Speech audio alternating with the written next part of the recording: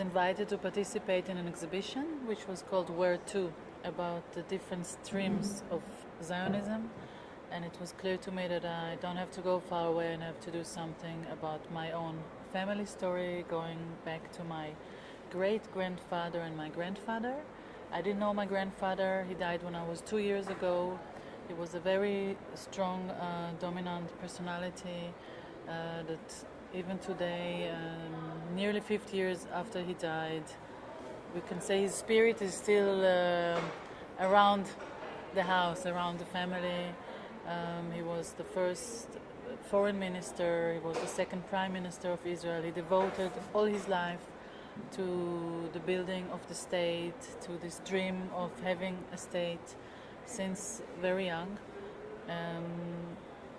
So the film is about that, about the chain from my great-grandfather to my grandfather to my parents and me, looking at Israel that have changed a lot since the days of the dream and until today, that we look at it and not so happy with as it is today. I think in The Sun Glows Over the Mountain is much more dealing with memory, because in H2 it was like, say, short memory. I was there for 1 year, twice a month, teaching and always staying and meeting people, and when I stopped teaching, when the year was over, then I produced the film. So it's like short-term memory. The Sun Glows Over the Mountain is a much longer-term memory, and not only my memory. I deal with my memory, my memories, or trying to produce memory, and dealing more with the memory of my parents, because they were born before the State of Israel, so they have another experience of this place, of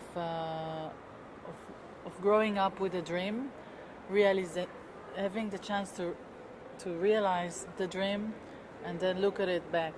I was born already into the dream, and when the dream already started to break. I was born a bit before 67 war, when Israel occupied the territory. So I grew up in a much different Israel than my parents. And they have so many nice stories and nostalgic things that I never experienced. So it's like running after and trying to catch their memories. We have those talks many, many years already. We always sit on this round table, more or less the same positions. Yeah, it's my history, it's their history, it's trying to understand. I'm kind of a combination of both of them. My mother is very, very optimistic and very critical against the politic of Israel and the state of mind of the state of Israel today, but she's more solid and, let's say, more mainstream in a way, with all her critics. My father is more extreme, as it comes also, as it says in the film, and is a very pessimistic person. And I'm a kind of a combination of both of them, and I try to bring to the public their state of mind there, because they are represented there. On one hand, my beloved parents. On the other hand, they are representative for a generation who participated in building this state, and today looking back in fear, in anger, in disappointment, and in a lot of pain. I have like two lanes of works. One is this personal, public, political, político-poética, some people said, which I really like this. And one is more experimental, that I allow myself much more freedom. I have a few works which is one shot, like tableau vivant, but always go back, because the first drive and the most important drive for me for a work is something personal. And I start normally with some question that I go and research for it.